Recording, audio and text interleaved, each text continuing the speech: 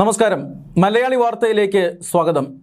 പ്രധാനമന്ത്രി നരേന്ദ്രമോദിയുടെ വിദേശ സന്ദർശനം ഇപ്പോൾ അന്താരാഷ്ട്ര തലത്തിൽ തന്നെ ചർച്ച ചെയ്യപ്പെടുകയാണ്. കഴിഞ്ഞ ദിവസം അദ്ദേഹം ഓസ്ട്രേലിയയിലാണ് ഉണ്ടായിരുന്നത്.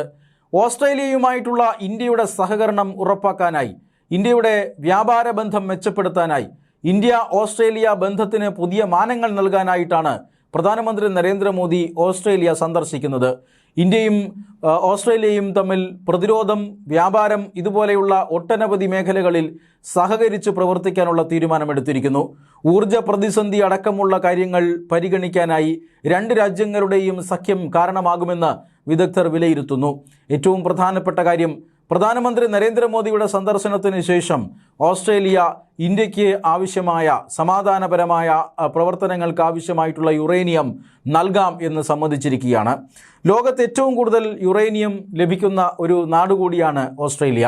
ആ ഓസ്ട്രേലിയ ഇന്ത്യയിലേക്ക് യുറേനിയം തരാം എന്ന് സമ്മതിച്ചിരിക്കുന്നു. ഇത് ഇന്ത്യയുടെ ആ ഊർജ പ്രതിസന്ധിയെ വലിയ ഒരളവ് വരെ ഇല്ലാതാക്കുന്നതും ഇന്ത്യക്ക് ഊർജ സുരക്ഷിതത്വം നൽകുന്നതുമാണ്.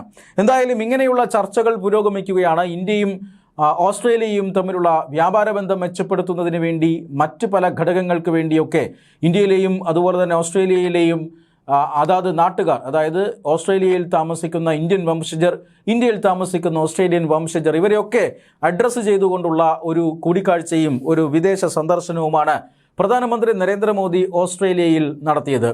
ഓസ്ട്രേലിയൻ സന്ദർശനത്തിനിടെ അദ്ദേഹത്തിന് കഴിഞ്ഞ ദിവസം ഇന്ത്യൻ കമ്മ്യൂണിറ്റിയുടെ പരിപാടിയും മെൽബണിലെ സ്റ്റേഡിയത്തിലുണ്ടായിരുന്നു. മെൽബണിലെ മാർവൽ സ്റ്റേഡിയത്തിലായിരുന്നു അത്തരമൊരു പരിപാടി നടന്നത്.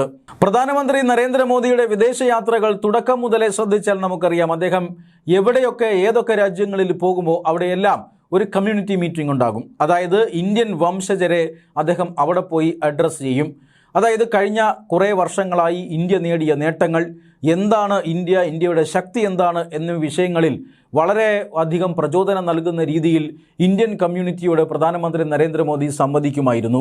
അത്തരമൊരു പരിപാടിയാണ് കഴിഞ്ഞ ദിവസം മെൽബണിലെ മാർവൽ സ്റ്റേഡിയത്തിലും നടന്നത്.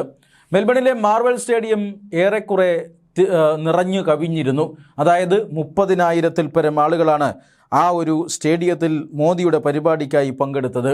അതും ഒരു റെക്കോർഡ് സൃഷ്ടിച്ചിരിക്കുകയാണ്. അതായത് ഓസ്ട്രേലിയൻ മണ്ണിൽ ഒരു വിദേശ നേതാവിന് വേണ്ടി ഒത്തുകൂടുന്ന ഏറ്റവും അധികം ആളുകൾ ഇപ്പോൾ കഴിഞ്ഞ ദിവസം നടന്ന പരിപാടിയിൽ മോദിക്ക് വേണ്ടിയാണ് ഒത്തുകൂടിയത്. 30,000-ലധികം ആളുകൾ ഇതുവരെ ഒരു പരിപാടിക്കും ഇത്തരത്തിൽ ഓസ്ട്രേലിയയിൽ ഒത്തുകൂടിയിട്ടില്ല. അതുകൊണ്ട് തന്നെ ഈ മോദിയുടെ സന്ദർശനം വീണ്ടും ഒരു റെക്കോർഡ് കൂടി സൃഷ്ടിക്കുകയാണ്. മാത്രമല്ല, ഈ പരിപാടിയിൽ പ്രധാനമന്ത്രി നരേന്ദ്രമോദി അദ്ദേഹത്തിൻ്റെ പ്രസംഗം തുടങ്ങുന്നതിന് മുമ്പ് അവിടെ കൂടിയിരുന്ന ആളുകളോട് ഒരു അഭ്യർത്ഥന നടത്തി. ഞാൻ എൻ്റെ പ്രസംഗം തുടങ്ങുന്നതിന് മുമ്പ് ഞാൻ എൻ്റെ സുഹൃത്ത് ആന്റണി ആൽബനീസ്, അതായത് ഓസ്ട്രേലിയൻ പ്രധാനമന്ത്രിയെ അഭിനന്ദിക്കാൻ അല്ലെങ്കിൽ അദ്ദേഹത്തിനോട് ആദരവ് പ്രകടിപ്പിക്കാൻ ആഗ്രഹിക്കുന്നു.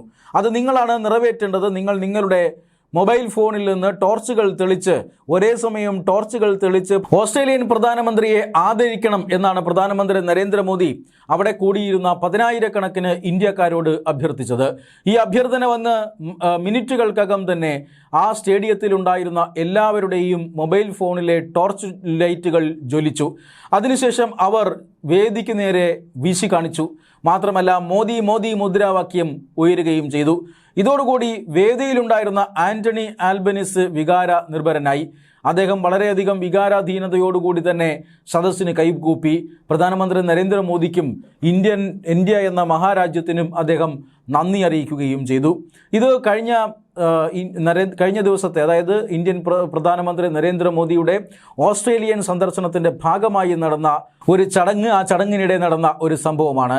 അന്താരാഷ്ട്ര മാധ്യമങ്ങളെല്ലാം അതുപോലെ തന്നെ ഓസ്ട്രേലിയൻ മാധ്യമങ്ങളെല്ലാം ഇത് വലിയ രീതിയിൽ ആഘോഷിക്കുകയാണ്. ഇപ്പോൾ ഇന്ത്യൻ പ്രധാനമന്ത്രി നരേന്ദ്രമോദിയുടെ ഓസ്ട്രേലിയൻ സന്ദർശനവും അദ്ദേഹത്തിൻ്റെ ഈ ഇന്ത്യൻ ഡയസ്പോറയെ ഒന്നിച്ചുകൂട്ടിയുള്ള അദ്ദേഹത്തിൻ്റെ മെൽബണിലെ പരിപാടിയും അതോടൊപ്പം തന്നെ ആന്റണി ആൽബനീസുമായിട്ടുള്ള നിർണായകമായ ചർച്ചകളുമാണ് ഓസ്ട്രേലിയൻ മാധ്യമങ്ങളെയും അതുപോലെ തന്നെ അന്താരാഷ്ട്ര മാധ്യമങ്ങളെയും എല്ലാം ചൂടുപിടിപ്പിക്കുന്നത്.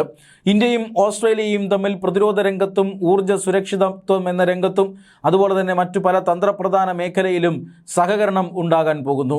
ആ സഹകരണം ഇരു രാജ്യങ്ങളുടെയും ജനങ്ങളുടെ ജീവിതത്തെ മെച്ചപ്പെട്ടതാക്കുമെന്നാണ് ഇരു നേതാക്കളും വിശ്വസിക്കുന്നത്. അദ്ദേഹത്തിൻ്റെ ഈ വിദേശ സന്ദർശനം, അതായത് ജൂലൈ 6 മുതൽ 11 വരെയുള്ള വിദേശ സന്ദർശനം 3 രാജ്യങ്ങളിലേക്കാണ് നടക്കുന്നത്. അദ്ദേഹം ആദ്യം സന്ദർശിച്ചത് ഇന്തോനേഷ്യ ആയിരുന്നു. 6 മുതൽ, അതായത് ജൂലൈ 6 മുതൽ 8 വരെയാണ് മോദിയുടെ ഇന്തോനേഷ്യൻ സന്ദർശനം. ഇന്തോനേഷ്യൻ സന്ദർശനത്തിൽ മോദിക്ക് അവിടെ ലഭിച്ച സ്വീകരണവും അതോടൊപ്പം തന്നെ മോദിക്ക് ലഭിച്ച ഉപഹാരങ്ങളും അതുപോലെ തന്നെ അവാർഡുകളുമെല്ലാം വലിയ രീതിയിൽ ചർച്ച ചെയ്യപ്പെട്ടിരുന്നു. അതിനുശേഷമാണ് ഇന്തോനേഷ്യയിൽ നിന്നും പ്രധാനമന്ത്രി നരേന്ദ്രമോദി നേരിട്ട് ഈ ഓസ്ട്രേലിയയിലേക്ക് എത്തിയത്. ഓസ്ട്രേലിയയിൽ 2 ദിവസത്തെ പര്യടനം പൂർത്തിയാക്കി പ്രധാനമന്ത്രി നരേന്ദ്രമോദി ഇപ്പോൾ ന്യൂസിലൻഡിൽ എത്തിയിട്ടുണ്ട്. ന്യൂസിലൻഡിനെ സംബന്ധിച്ചിടത്തോളം ഇന്ത്യ ന്യൂസിലൻഡ് ബന്ധം അത് മെച്ചപ്പെടുത്തേണ്ടത് അത്യാവശ്യമാണ്. ഇന്ത്യ ന്യൂസിലൻഡ് നയതന്ത്ര ബന്ധം അങ്ങനെ ആരും ശ്രദ്ധിക്കാത്ത ഒരു മേഖലയാണ്. കാരണം ഒരു ഇന്ത്യൻ പ്രധാനമന്ത്രിയും ഇതുവരെ ന്യൂസിലൻഡ് എന്ന രാജ്യം സന്ദർശിച്ചിട്ടില്ല.